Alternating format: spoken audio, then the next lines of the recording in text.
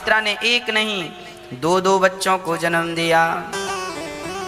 अब तो दशरथ जी खूब आनंद से बधाइयों की बौछार होने लगी। दशरथ जी ने ब्राह्मणों को बुलाया, दान किया, भूमि दान, गौ दान, सर्वस्व दान। लिखा है रामचरितमानस में, सर्वस्व दान दीन सब काहू। और इतना दिया कि जिसने पाया वो ले जा ही नहीं सका। अब बताओ, एक आदमी आए आपके घर कुछ मांगने और आप उसे 1 कुंटल दे दीजिए, तो 1 कुंटल अकेला आदमी कैसे ले जाएगा? वो आया था कि भाई 10-20 किलो मिलेगा, है ना? तो दशरथ जी ने कुंटलों से सोना दिया। अब कितना ले जाएगा? हाथ में जितना आएगा उतना तो ले जाएगा।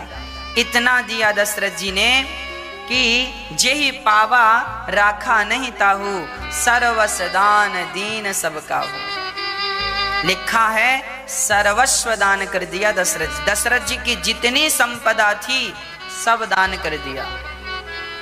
और जितना वो दान करते जाते थे उतना उनका धन बढ़ता जाता था, उतना आता जाता था।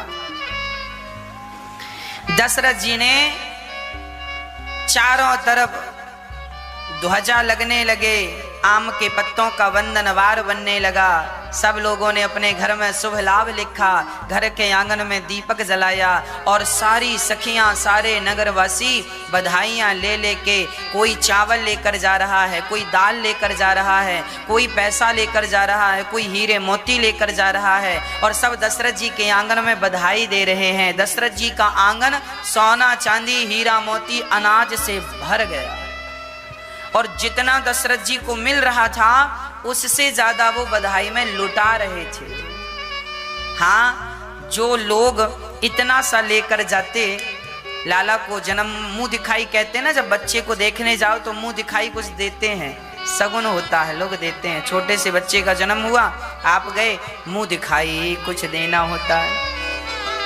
तो राम जी का मुंह देखने जो भी आए सब गदगद हो गए और दशरथ जी ने कहा, आप सब आशीर्वाद देने आए हो, खूब ले जाओ। खजाने खोल दिए, हीरे मोती सब खो, जिसको जितना मन करे ले जाओ। आकाश से सुमन वृष्टि हो गई, आकाश से सुंदर सुंदर पुष्प बरसने लगे। सब कुछ दशरथ जी ने दान कर दिया। चंदन और कुमकुम की तो कीच मच गई।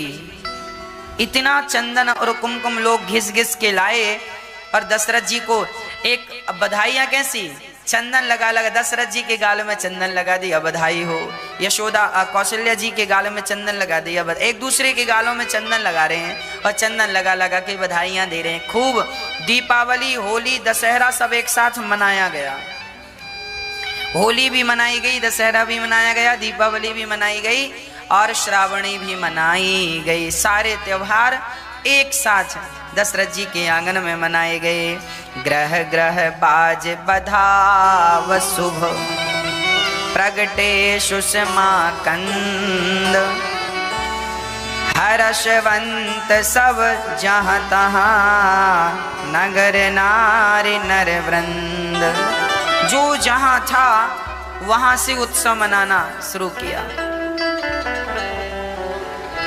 चारों भैया का जन्म हुआ और चारों भैया मस्ती से आज माओ की गोद में है अवधपुरी, है ना? अवधपुरी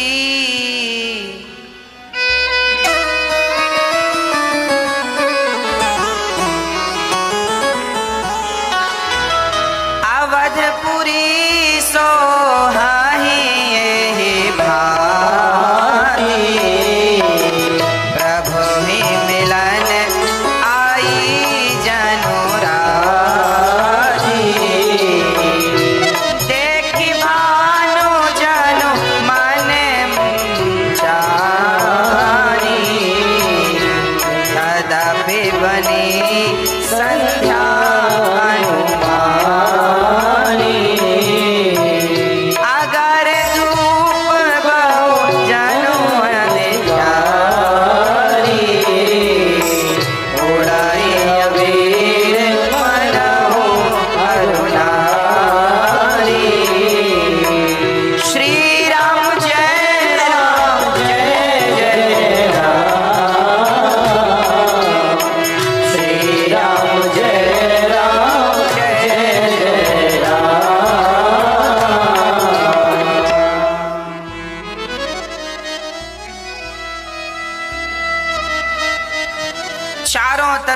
अबीर उड़ रहा है, गुलाल उड़ रहा है, उत्सव चल रहा है, खूब आनंद उत्सव की कीच मची है, धूम मची है, चारों तरफ उत्सव चल रहा है।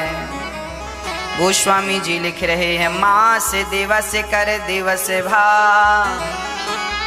मरम न जानय कोय, रथ समेत रवि था क्यों, निशा कवन विधि होय। एक महीने का एक दिन हुआ आज। जब राम जी का जन्म हुआ तो सूर्य भगवान राम जी को देखने में इतने मस्त हो गए कि सूर्य भगवान जाने का नाम नहीं लिए। एक महीने तक दिन ही रहा आया। सूर्य भगवान भी आनंद से देखते कि देखते रह गए। दशरथ जी ने बहुत उत्सव मनाया, चारों तरफ आनंद की लहर थी। भगवान के उत्सव चारों तरफ मनाए जा रहे। केवल अयोध्या नहीं, घर घर में और आसपास पूरा क्षेत्र राम जी के देवता, स्वर्ग लोक में भी देवता लोग भगवान का उत्सव मना रहे हैं। इसीलिए जब राम नवमी आया करे तो अपने घर में जरूर उत्सव मनाया करो राम जी के जन्म का। कृष्ण जन्माष्टमी आए तो कृष्ण जन्मोत्सव जरूर मनाया करो। राम नवमी आए तो राम जी को स्नान कराओ बढ़िया से। सालिग्राम जी, लड्डू गोपाल जी, उन्हीं को स्नान कराओ दूध से, दही से, शहद से, शक्कर से। उनको बढ़िया कपड़े पहनाओ, उनको बढ़िया। वो आज उनका जन्मोत्सव है। जिस हिंदू परिवार में, जिस हिंदू घर में भगवान के यह उत्सव मनाए जाते हैं, वही भगवान के भक्त हैं और वही सनातन संस्कृति से जुड़े लोग हैं। जिनके घर में ये उत्सव नहीं मनाए जाते, उनके घर में, उनके घर को घर नहीं कहा जा सकता। इसीलिए जिनके घर में तुलसी है, जिनके घर में लोग एकादशी का व्रत करते हैं, राम जन्मोत्सव, कृष्ण जन्मोत्सव मनाते हैं, कीर्तन करते हैं, कथाएं सुनते हैं, वही घर घर है ना। तो अब दशरथ जी ने गुरु वशिष्ठ जी को बुलाया। गुरु जी आइए। गुरु जी आए। क्या करना है राजन? महाराज आपकी कृपा से पुत्र हुआ है, 4 बच्चे हुए हैं। अब दशरथ जी बच्चों को गोद में लिए लिए घूम रहे हैं आनंद से। वशिष्ठ जी आए, चरणों में प्रणाम किया, चरण धोकर बिठाया, कहा महाराज मेरे पुत्रों का नामकरण संस्कार कर दो। आज भगवान का नामकरण संस्कार श्री वशिष्ठ जी कर रहे हैं। देखिए, संस्कार शब्द तो भगवान के साथ भी जुड़ा है। जो व्यक्ति संस्कार से जुड़ा है वही आज सुखी और सुरक्षित है। जो संस्कार से नहीं जुड़ा आज वो सुखी भी नहीं है और सुरक्षित भी नहीं है। मैं सुरक्षा की बात इसलिए कर रहा हूँ कि आज शराब लोग पी लेते हैं, मांस खा लेते हैं। जो व्यक्ति मांस खा रहा है, शराब पी रहा है, समझ लेना कि यह व्यक्ति सुरक्षित नहीं है। सुरक्षित उसी को समझना चाहिए जो मरने के बाद भगवान के धाम को चला जाए भक्ति के बल पर। और जो भगवान के धाम को ना जाए, नरक में चला जाए, तो वो सुरक्षित कैसे है? वो तो असुरक्षित है, क्योंकि इसे तो नरक जाना है। तो आप अपने संस्कार इतने स्ट्रांग कीजिए, इतने मजबूत कीजिए, अपने आप को भगवान से इस कदर जोड़िए कि आप सदा भगवान के धाम में ही जाएं। अभी भी भगवान के चरणों में आप बैठे हैं और ऐसे भजन करते हुए, भगवत प्रेम करते हुए आप भगवान के धाम को चले जाएं। और ये कब संभव है? जब हम अपने आप को संस्कारों से जोड़ेंगे, सत्संग से जोड़ेंगे। आज हमारे देश में संस्कारों की जरा कमी होती जा रही है। आज माँ बाप अपने बच्चों को वह संस्कार नहीं दे पा रहे हैं जिन संस्कारों की बात रामचरितमानस में लिखी है। अभी देखिए, वशिष्ठ जी नामकरण संस्कार कर रहे हैं। आगे जब भगवान पढ़ने के लिए जाएंगे तो वहां पर एक बात लिखी है कि जब राम जी पढ़कर आते हैं तो पढ़कर बेटा आ गया है, पता कैसे चलेगा? आजकल तो माँ बाप डिग्री चेक करते हैं, वाह फर्स्ट नंबर आया, इतने तुमने नंबर लाए, यह ग्रेड आया आपका, वाह माँ बाप आजकल ग्रेड देखते हैं, आजकल माँ बाप बच्चों की अंक सूची में नंबर चेक करते हैं, जबकि पहले के जमाने में ये सब नहीं होता था। कैसे? बच्चे का सर्टिफिकेट नहीं बताएगा कि ये कितना पढ़ा है, बच्चे का व्यवहार बता देगा कि ये कितना पढ़ा है। एक तो होता है सर्टिफिकेट, है ना। आजकल बच्चों के पास क्या है? कागज है, ये महाराज जी हमने पीएचडी की है, ये रहा कागज, सर्टिफिकेट है। आपके कागज में तो पीएचडी है, आपके व्यवहार में कितनी पीएचडी है? रियल कागज क्या साथ में ले जाओगे? इसीलिए पहले की शिक्षा और आज की शिक्षा में बस यही अंतर हुआ है कि पहले की शिक्षा व्यक्ति के चरित्र में दिखती थी, व्यक्ति के स्वभाव में, नेचर में दिखती थी, और आज की शिक्षा केवल कागजों में दिख रही है। मैं पढ़ा लिखा हूँ, ये कागज बता रहे हैं, पर रियल में पूछा जाए कि क्या तुम्हारे पास अक्ल है? माँ बाप से बोलने का क्या तुम्हारा लिहाजा है? कैसे बोलते हो? अपने से बड़ों से तुम कैसे बात करते हो? तो बात करने की भी समझ नहीं है, अपने से बड़ों से कैसे बात करनी चाहिए, और डिग्री है पीएचडी की, और बात करने का तरीका नहीं सीखा साहब ने, है ना। कागज में तो डिग्री है पर चरित्र में कुछ नहीं है। इसीलिए अब राम जी जब पढ़कर आए, गुरु वशिष्ठ जी के पास जब राम जी पढ़ने गए, और अल्पकाल विद्या सब पाई, गुरु ग्रह गयऊं पढ़न रघुराई। जब राम जी पढ़ने गए और पढ़कर आए, तो जानते हो पढ़कर आए तो राम जी ने क्या सीखा? लिखा है प्रातः काल उठ के रघुनाथा, प्रातः काल उठ के रघुनाथा, माता पिता गुरु नावहि माथा, माता पिता गुरु नावहि माथा। राम जी कितने बजे सोकर उठते हैं? लिखा है प्रातः काल, मतलब भगवान सुबह 4 बजे उठ जाते हैं, क्योंकि उनकी जमाने में डिग्री नहीं होती थी ना, तो वो 4 बजे उठ जाते। और आजकल के बच्चे जिनके बाद डिग्रियां, वो 10 बजे उठते हैं सोकर। ज्यादा पढ़े लिखे हैं ना, ज्यादा आराम करेंगे, 10 बजे सो के उठेंगे। क्यों 10 बजे सो के उठे? महाराज जी ज्यादा पढ़े हैं हम, हमारे पास ज्यादा डिग्रियां हैं। हाँ, हम बहुत ज्यादा पढ़ चुके हैं, 10 बजे सो के उठे, मन के मालिक हो गए हैं।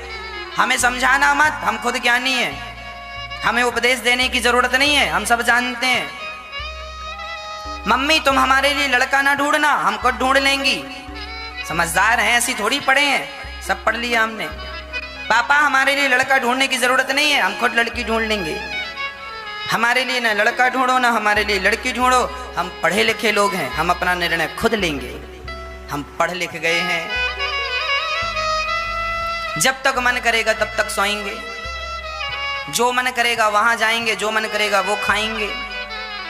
अरे बेटा अंडा ना खाया करो। अरे पापा तुम पुराने जमाने के हो, जानते हो अंडा में क्या क्या होता है? हाँ, आपको पता नहीं है? अंडा आजकल बच्चा माँ बाप को ही पढ़ा देता है, अब बेचारे चुप रह जाते हैं। आज की शिक्षा आपको कहां से कहां ले आई। इसीलिए कहा करता हूं, पहले के जमाने में रसोई में चप्पल पहन के कोई भोजन नहीं बनाता था, क्योंकि पहले के लोग अनपढ़ थे, कम पढ़े लिखे थे, तो चप्पल पहन के रसोई में नहीं जाते थे। आज पढ़े लिखे हैं, बहू पढ़ी लिखी है, चप्पल पहन के रसोई में जाती है। बेचारी को हो सकता है ये भ्रम हो कि हो सकता रसोई में कुछ कांटे वाटे हों, कुछ कांटों का डर रहता है, सो चप्पल पहन के रसोई में भोजन बना लेती हैं। एक बात बताऊं, जब हमारे देश के जवानों को गोली लगती है तो उन्हें ये बात बताई जाती है कि देश का जवान जब शहीद होता है, छाती में गोली लगती है, तो वो अपने मिट्टी को उठाकर अपनी छाती से लगाता है। जननी जन्म भूमश्चा स्वर्गादपि गरीयसी। जिस मिट्टी पर तुम बैठे हो ना, इस मिट्टी को हमारे यहाँ माता कहा जाता है। क्या कहा जाता है? माता। और जब आप रसोई में भोजन बनाते हैं ना, तो आपके पांव जब जमीन में होते हैं तो आप अपनी माँ की गोद में होते हैं। माँ से एक कनेक्शन होता है, एक कनेक्टिविटी होती है।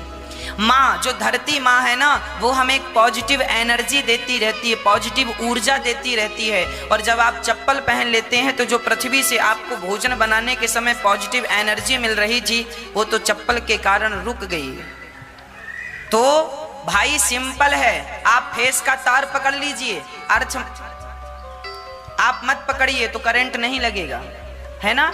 आप यदि फेस का तार पकड़ लें और चप्पल पहन के तब तार पकड़ें तो आपको करंट नहीं लगेगा, और आप चप्पल उतार के यदि फेस का तार पकड़ लें तो आपको करंट लगेगा। ये बात साइंटिफिक है कि नहीं? हाँ या ना? फेस का तार देखो, प्रैक्टिकल ना करना, जिन्होंने किया है मैं उनकी बता रहा हूं, आप ना करने लग जाना।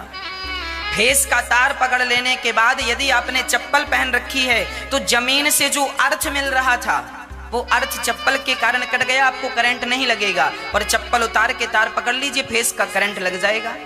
ये साइंटिफिक है, विज्ञान कहता है और दिखता है ये। अब सोचिए कि पृथ्वी में कुछ तो है, ना होता तो करंट कैसे लगता? कुछ एनर्जी है ना, यदि ना होती एनर्जी तो करंट कैसे लगता? मतलब वो एनर्जी जो थी वो तुम्हारे पांव से होती हुई तुम्हारे हाथ के द्वारा तुम्हारे भोजन में जाती है। जब तुम आटा की लोई बनाती हो, रोटी बनाती हो ना, तो वो जमीन की जो एनर्जी है, पॉजिटिव एनर्जी, वह भोजन जाती है भोजन में, और भोजन के द्वारा वह हमारे पेट में जाती है। पर आपने चप्पल पहन के भोजन बनाया तो वो एनर्जी कट हो गई। इसके कारण आपको क्या लगता है? छोटी छोटी बातें मायने नहीं रखती, बहुत मायने रखती हैं। भगवान को भोग लगाओ, पवित्रावस्था में लगाओ। जमीन में कुछ बिछा लो, सर्दी है, टाइल ठंडी है, पत्थर किचन का ठंडा है, कुछ बिछा लो, ये ऑप्शन तो हो सकता है। पर चप्पल पहनने के बाद रोटी बनाएं और उस भोजन का भगवान को भोग लगाएं, ये तो कहीं से कहीं तक शोभा नहीं देता। हम अयोध्या में संतों के बीच में रहते थे। हमारी रसोई में, संतों की रसोई में क्या मजाल की कोई पहुंच जाए, कोई पहुंच जाए। अरे भाई, साधु लोग बड़ी पवित्रता का ख्याल रखते हैं, उनकी रसोई में कोई प्रवेश नहीं कर सकता, कैसे भी नहीं प्रवेश कर सकता। और तो सब ठीक है, आप ज्यादा कपड़े पहनकर भी प्रवेश, साधु लोग ज्यादा कपड़े पहन के भी प्रवेश नहीं करते। एक कमर में लपेट लिया, एक गमछा ऊपर डाल लिया, बस जाओ, बिना सिले कपड़े पहन के जाते हैं और ठाकुर जी की रसोई बनाते हैं। चप्पल जूते का तो सवाल दूर दूर तक नहीं है। इसीलिए आपकी बुद्धि भ्रष्ट ना हो, इसीलिए हम समझा रहे हैं, क्योंकि जैसा खाए अन्न वैसा रहे मन। अन्न शुद्ध तो मन शुद्ध। इसीलिए आज हमारे संस्कारों की हमें जरूरत है। भगवान राम के संस्कार देखिए, प्रातः काल उठ के रघुनाथा राम जी जल्दी उठ जाते हैं और उठ के क्या करते हैं? अपने माता को, अपने पिता को प्रणाम करते हैं, क्योंकि वो उस जमाने की पढ़ाई थी। और आज की पढ़ाई बच्चे अपने माँ बाप को प्रणाम करना भूल गए, प्रणाम करते भी हैं, घुटनों को छू लेते हैं। अब नामकरण संस्कार कर रहे हैं वशिष्ठ जी। जो आनंद सिंधु सुखे राशि, सी करते त्रैलोक सुपासी, सो सुख धाम राम असनामा, अखिल लोक दायक विश्रामा। अब राम जी का नामकरण श्री वशिष्ठ जी ने किया। जो आनंद सिंधु सुख राशि, जो आनंद के सिंधु हैं, जो आनंद के सागर हैं, उनका नाम है राम। रमन्ते योगी नाम यस्य सह रामः। राम कौन? जो योगियों के हृदय में रमण करें वो राम। जो आनंद के सागर हैं वो राम। राम कौन है? आनंद के सागर हैं। आप केवल राम नाम जपिए, राम नाम जपिए, यही तो आनंद है ना। कोई कहे कि महाराज जी राम और कृष्ण क्या अलग अलग हैं? तो एक बात बताऊं, राम और कृष्ण में क्या भेद और बातें हैं? रत्ती भर का तो भेद नहीं है। आप राम का रा निकालिए और रा को पीछे धे कर दीजिए तो राधे हो गया, है ना। रा का रा निकाल लीजिए, राम का रा निकाल लीजिए और रा के पीछे धे लगा दीजिए तो राधे हो गया। रा से राधे और मां से श्याम। रा में रा निकाल दिया आपने बच्चा मां, तो मां में आप श्या जोड़ दीजिए तो श्याम हो गया। तो जो राधे श्याम हैं वही सीताराम है ना। राम शब्द जो है राधे श्याम का ही शॉर्ट फॉर्म है। Full form Radhe Shyam, short form Ram.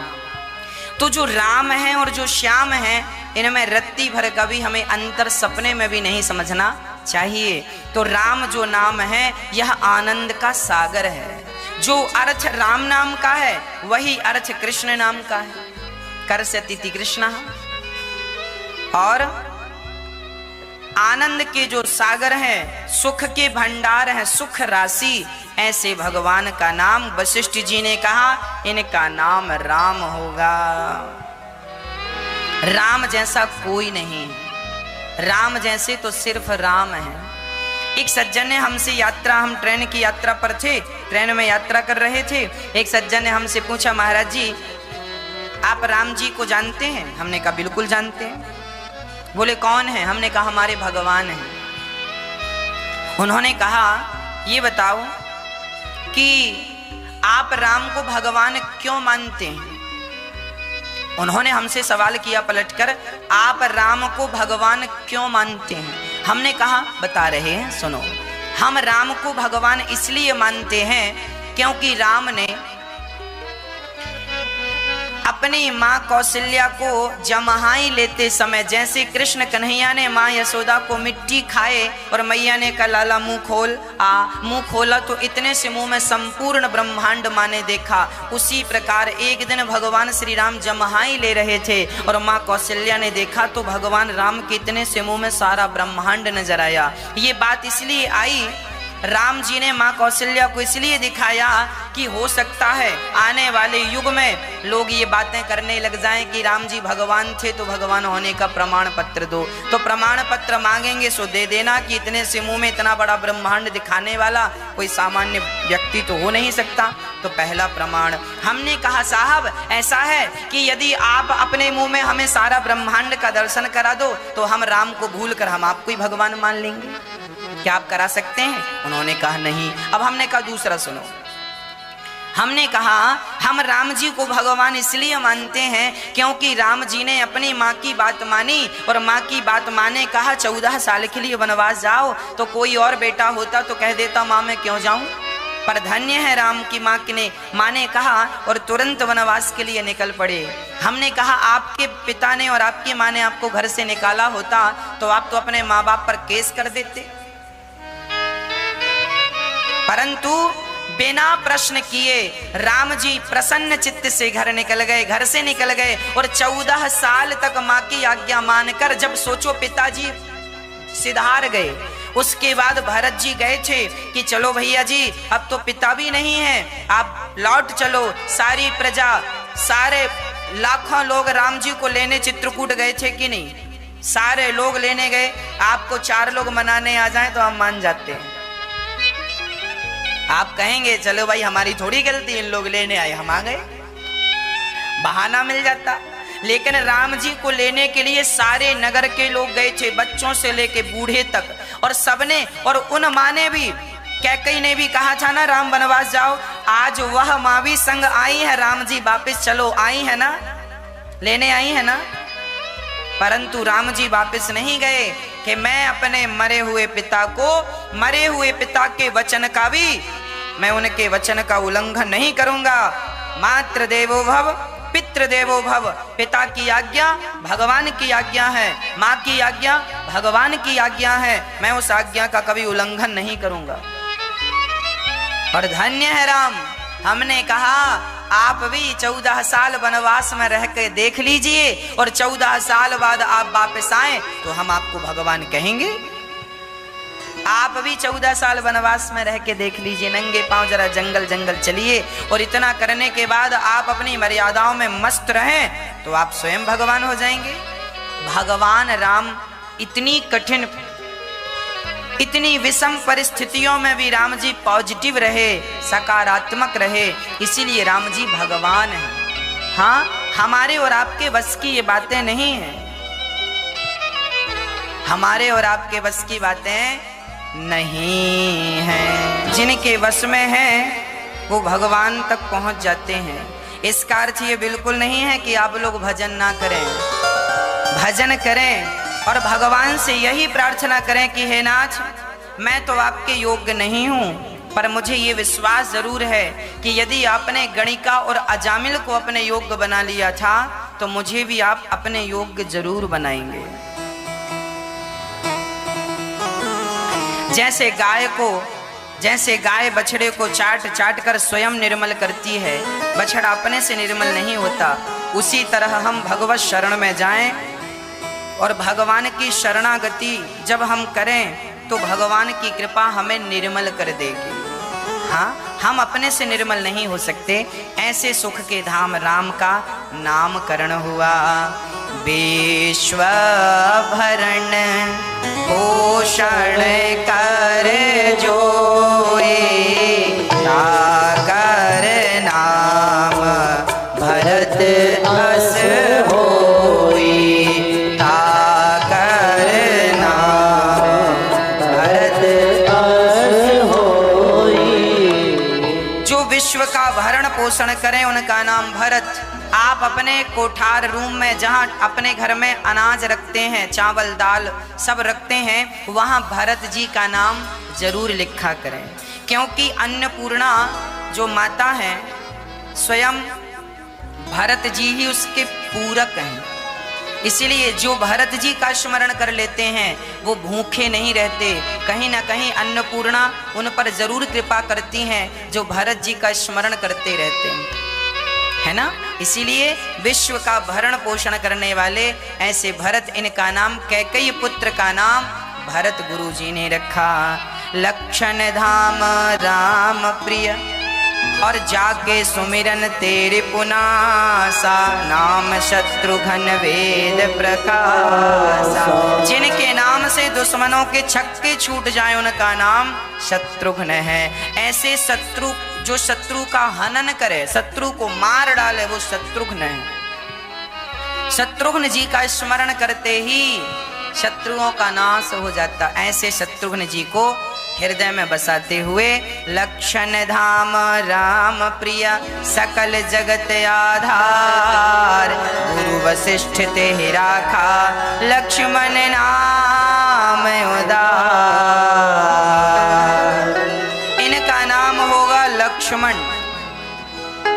अच्छा, इनका नाम लक्ष्मण क्यों रखा गया?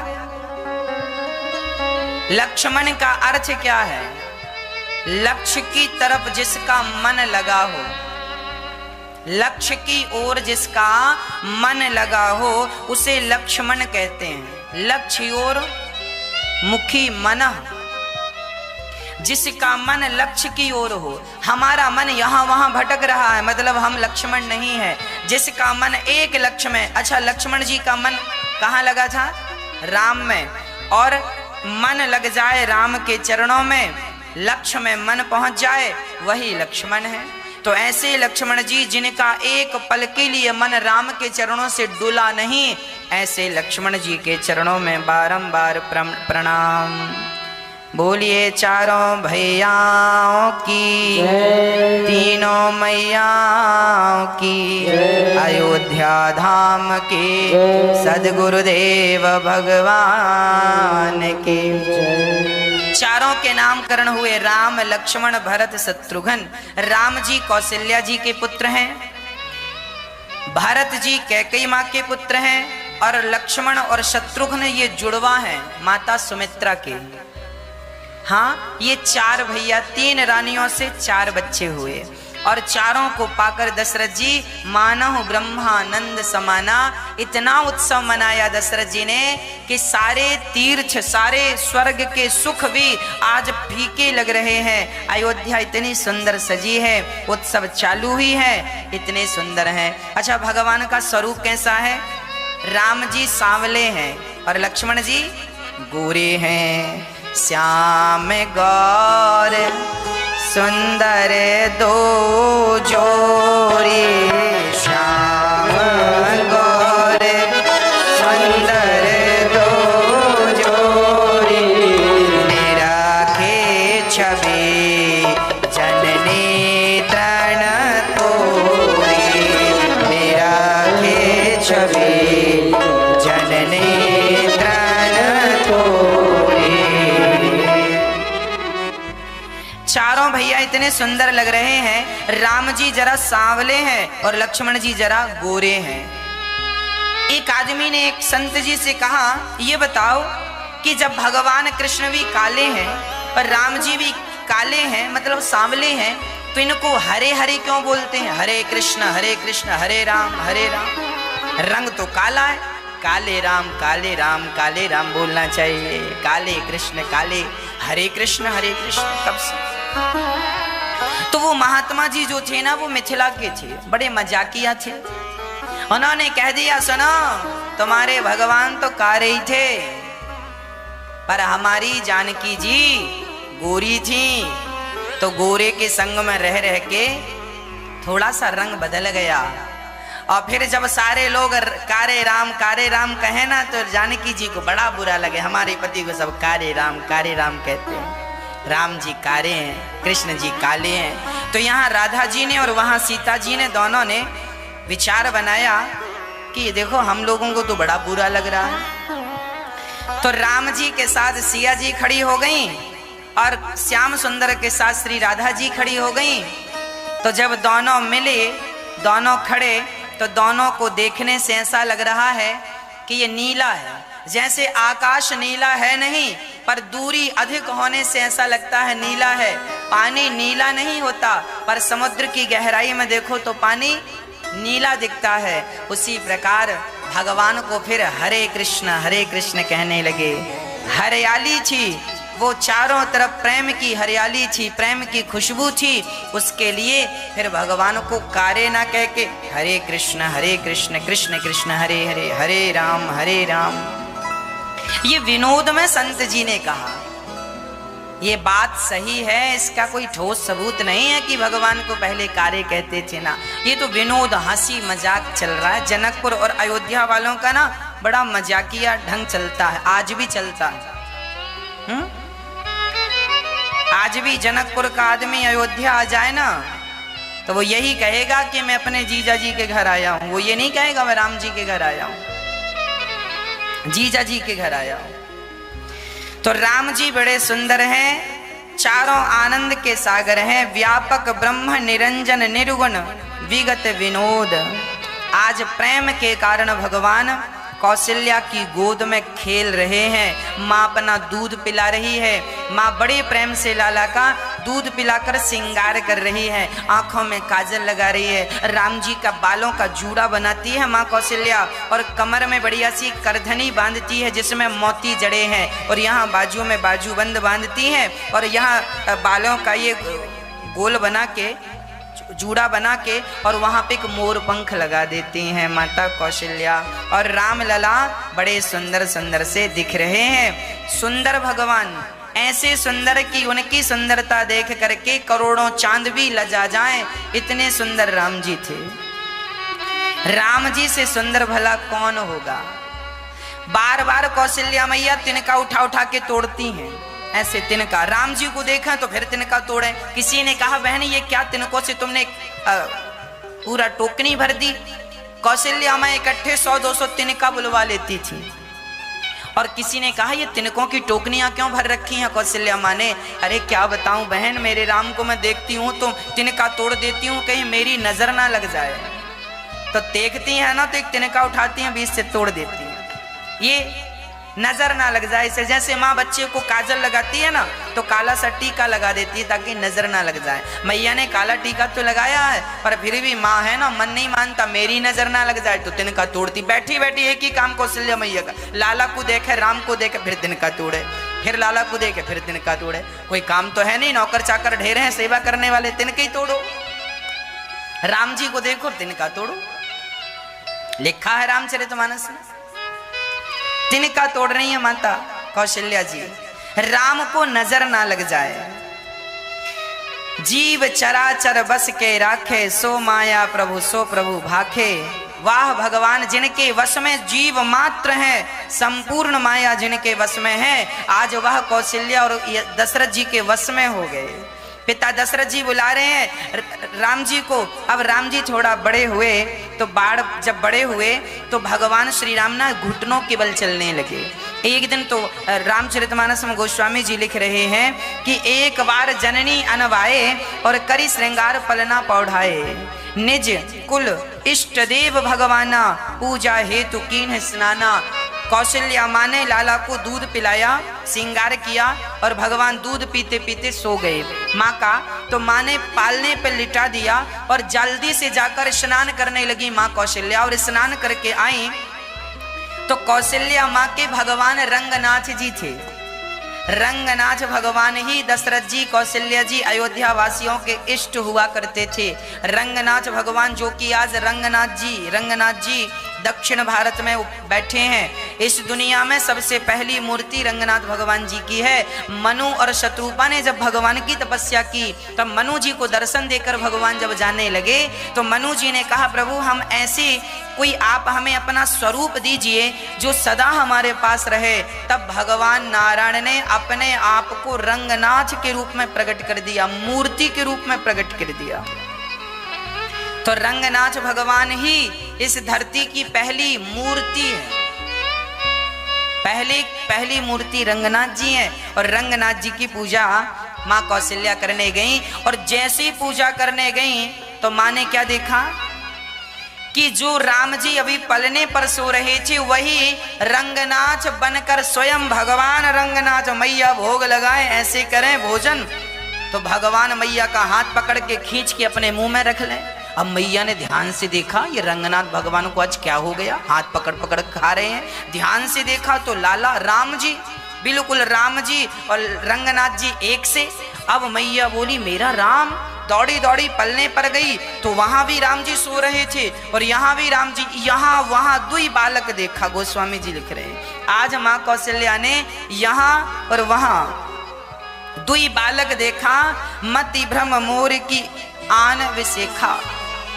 अब कौशल्या मैया चक्कर में पड़ गई कि मेरा वाला छोरा कौन है, मेरा राम कौन है। पलने पर सो रहा है वो मेरा राम है कि जो ये बैठा है मंदिर में वो मेरा राम है। कंफ्यूज हो गई मैया। अच्छा भगवान ने यह क्यों दिखाया। थोड़ी देर बाद मैया ने देखा और मैया जब समझी कि मेरो लाला मेरा राम भगवान है, हाथ जोड़ने लगी। तब भगवान ने सारी माया समाप्त कर दी। फिर राम राम में और रंगनाथ जी में।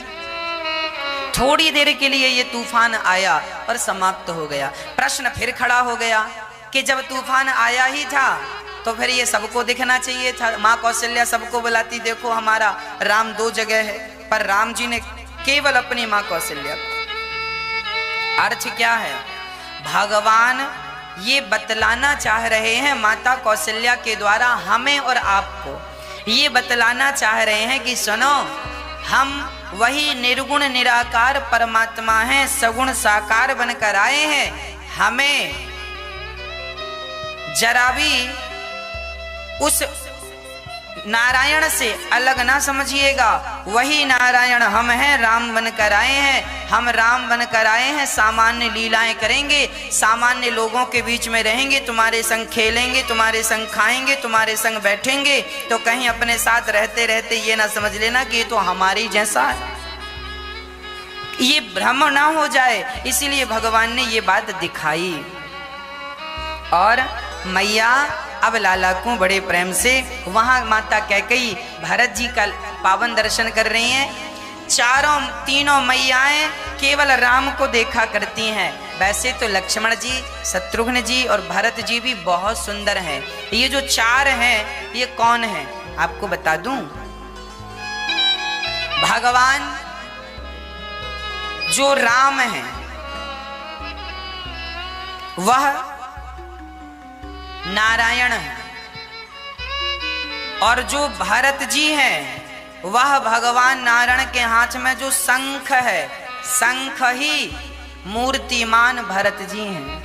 शंख ही भरत जी के अवतार में आए हैं। और जो भगवान का सुदर्शन चक्र है वो शत्रुघ्न जी हैं। चक्र भी शत्रुघ्न बनकर प्रकट भये हैं रामावतार में। और जो लक्ष्मण जी हैं ये शेषावतार हैं। जो शेष नाग भगवान है ना, जिसके ऊपर भगवान बैठते हैं, तो लक्ष्मण जी कौन है? ये भगवान के परिकर हैं। भगवान की सेवा में सदा सदा के लिए रहते हैं। लक्ष्मण जी केवल राम के पास नहीं आए, जब वही राम कृष्ण बने तो वही लक्ष्मण जी बलराम बन करके आ गए। भगवान कभी अपने भक्तों को छोड़ते नहीं है। भगवान अपने भक्तों के बिना कहीं जाते नहीं है। हाँ, इसीलिए आचार्य लोग साथ में रहते हैं। आचार्य गण हैं ये, है ना। लक्ष्मण जी आचार्य हैं, भक्तों के आचार्य लक्ष्मण जी हैं। लक्ष्मण जी से सीखना चाहिए कि अपने इष्ट के प्रति कैसा प्रेम होना चाहिए। लक्ष्मण जी बताएंगे। अब चारों हैं ये, राम लक्ष्मण भरत शत्रुघ्न। अब राम जी पढ़ने के लिए गए, थोड़ा बड़े हुए, घुटनों के बल चल रहे हैं। माँ ने सुंदर सा श्रृंगार किया। ठुमक चलत रामचंद्र बाजत पैजनिया। सूरदास जी ये पद लिख रहे हैं, राम जी कैसे चल रहे हैं? ठुमक चलत राम, ठुमक ठुमक के चल रहे हैं। पाँव में पायल बंधी है, तो जब राम जी एक कदम रखते हैं तो छम, फिर दूसरा पग रखते हैं छम। मैया कौशल्या उंगली पकड़ी है, राम जी उंगली पकड़ते हैं माँ की, और छम छम छम छम राम जी माँ कौशल्या की तरफ बढ़ते हैं। फिर दशरथ जी को लगता है मैं भी चलाऊं। अब दशरथ जी कौशल्या जी कोई काम धाम करते ही नहीं। दशरथ जी राज दरबार में जाते ही नहीं, बस राम जी के ही दर्शन करते। राम जी हैं, भगवान हैं। अरे जिनकी बनाई सृष्टि इतनी सुंदर है, जिनके बनाए स्त्री और पुरुष इतने सुंदर हैं, कल्पना कीजिए कि वो भगवान स्वयं कितने सुंदर होंगे। राम जी ठुमक ठुमक के चल रहे हैं, है ना।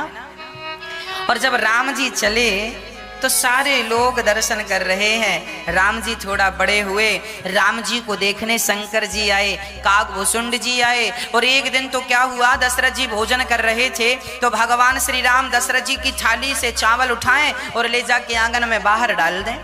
दशरथ जी ने कहा राम यहाँ बैठ के खाओ, अन्न ऐसे नहीं फेंकते, बाहर तुम फेंक के आ रहे हो। राम जी को अपनी गोद में बिठा के दशरथ जी खिला रहे हैं, जैसे एक पिता कैसे अपने बेटे को गोद में बिठा कर खिलाता है, राम जी को खिला रहे हैं। तो राम जी थाली का चावल उठाते हैं, एक रोटी उठाते हैं, रोटी में मक्खन लगाते हैं और आंगन में जाके फेंक आते हैं। किसी ने राम जी से कहा क्यों, आप भगवान हैं और अन्न को ऐसे फेंक रहे हैं?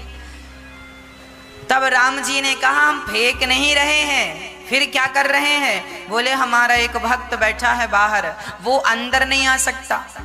क्यों? सारे भक्त तो अंदर आ करके दर्शन करते हैं, तो गोद में ले ले के दर्शन करते हैं। तब भगवान ने कहा हमारा एक भक्त है जो कौआ है, जिसे काकभूषुंड जी कहते हैं, कौआ है। अब वो अंदर आएगा नहीं, द्वारपाल अंदर आने नहीं देंगे। तो राम जी मक्खन रोटी ले जा करके बाहर आंगन में बैठ के कौआ को देख देख के खा रहे हैं। तब कौआ आया, राम जी को प्रणाम किया, और कौआ अर्थात काकभूषुंड जी थे। वो काकभूषुंड जी ने आंखों में आंसू भरते हुए कहा वाह दीनानाथ, आप इतने दयालु हैं कि मैं अंदर नहीं आ सका तो आप मेरे लिए स्वयं रोटी लेकर बाहर आ गए। यही भगवान की परम दयालुता है कि हम भगवान तक नहीं पहुंच पाए तो भगवान स्वयं हम तक पहुंच करके हम जैसे पतितों को पावन करते हैं। ऐसे भगवान को यदि कोई भूल जाए तो उससे अधम कौन होगा। इसीलिए सदा भगवान से प्रार्थना किया करो कि हे नाथ मैं आपको कभी भूलूं नहीं, हे नाथ मैं आपको कभी भूलूं नहीं, हे रघुनंदन मैं आपको कभी भूलूं नहीं। शंकर जी भी आए और बढ़िया सा दर्शन करके गए। चारों तरफ डमरू बजा बजा के आज अयोध्या की गलियों में नाचे जोगी मतवाला, अलख निरंजन खड़ा पुकारे देखूंगा कौशल्या लाला। शंकर जी बोले मैया मोकू जल्दी से दर्शन कराए दे। मैया बोली बाबा आप कहाँ से आए हो। कागभूषुंड जी छोटे से बच्चे बन गए और शंकर जी बूढ़े से पंडित बन गए। शंकर जी बोले मैया तेरे छोरा को भविष्य बताए हुए आयो हूं। कौशल्या जी बोली अच्छा बताओगे भविष्य। हाँ हाँ अंदर आओ। कौशल्या जी बोली अंदर आओ। तो छोटा सा बच्चा कागभूषुंड जी छोटे से बन गए ना बालक, कागभूषुंड जी भी सांग में जाने लगे। कौशल्या जी बोली एक कोई अंदर आना है, दो नहीं आ सकते। तो कागभूषुंड जी अंदर जाने, शंकर जी से कहा तुम मत जाओ हम जा रहे हैं। शंकर जी ने कहा तुम अंदर जाओगे भविष्यवाणी तो हम करेंगे, तुम करोगे क्या। कौशल्या जी बोली बताएगा कौन, ये छोटा बच्चा बताएगा कि तुम बूढ़े आदमी बताओगे। शंकर जी बोले हम ही बताएंगे, पर सुनो हम बताएंगे पर इसके बिना नहीं बता पाएंगे। बोले क्यों। बोले हमको ज्ञान है पर हमारी आंखें कमजोर हैं। बच्चे को लेकर इसलिए चलते हैं कि ये हाथ की रेखाएं देखता जाएगा पर हम भविष्यवाणी करते जाएंगे।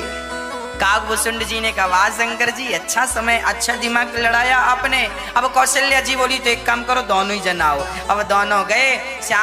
हमारे राम लला पालने पर लेटे थे और ज्यों शंकर जी को देखा हाथ जोड़कर भाव से प्रणाम किया। जय हो भोलेनाथ आप आए हैं, स्वागत है। शंकर जी ने दर्शन किया, सारी भविष्यवाणी बताई, पूरी कैसी लीलाएं होंगी, कैसे विवाह होगा, सब कथाएं सुनाई। और जब राम जी का वनवास सुनाने लगे तो इशारा कर दिया सरकार ये मत सुना देना मैया भी परेशान हो जाएगी। शंकर जी ने बात घुमाई, दर्शन किया, सबके सब अपने धाम गए और यहाँ भगवान का उत्सव चल ही रहा था। अब भगवान बड़े हो गए। श्री दशरथ जी को लगा अब बच्चे पढ़ने के लायक हो गए हैं। देखिए हमारे उस जमाने में भी शिक्षा कैसी थी। आज भी हमारे भारत में ऐसे माँ बाप हैं जो आज भी गांव-गांव के बहुत सारे ऐसे माँ बाप हैं जो अपने बच्चों को नहीं पढ़ा रहे हैं। पढ़ाना चाहिए, बच्चों को स्कूल भेजना चाहिए, बच्चों को शिक्षित बनाना चाहिए। आज भी हमारे भारत में बहुत सारे लोग नहीं पढ़ रहे हैं। जबकि राम जी के जमाने में त्रेता युग में भी जब बच्चे समझदार हो जाते थे तो गुरुकुल जाते थे पढ़ने। राम जी गुरुकुल गए, वहां बढ़िया शिक्षा हुई, वेद पुराण सबका सुंदर सा वर्णन श्री वशिष्ठ जी ने किया। और सारे वेद पुराण जिनकी श्वास में वेद हो वो पढ़ने जा रहे हैं। हंसी का विषय है पर भगवान तो भगवान है। और जब पढ़कर भगवान आए तो पढ़कर जब आए सारी विद्या पूरी करके आए, अल्पकाल विद्या सब पाई। जब विद्या प्राप्त करके आए तो दशरथ जी को कौशल्या जी को राम जी ने प्रणाम किया। और यही शिक्षा का परिचय है कि हम सदा अपने से बड़ों का सम्मान करते रहें, अपने से बड़ों का आदर करते रहें। यही हम बच्चों का जीवन है। कभी अपने से बड़ों का अनादर अपमान ना करें। और बड़ों का भी कर्तव्य है कि वो भी छोटों की बातों का ध्यान रखें, छोटों की भावनाओं का ध्यान रखें। छोटों की भावनाओं को ना, हम आज समाज में बहुत सारे माँ बाप को ऐसा देखते हैं, एक पिता के यदि दो बेटे होते हैं ना तो माता पिता जो होते हैं एक बच्चे से ज़्यादा प्यार करते हैं और एक बच्चे से कम प्यार करते हैं। ऐसा बहुत घरों में देखने को मिलता है। माँ बाप भी एक तरफ चलते हैं।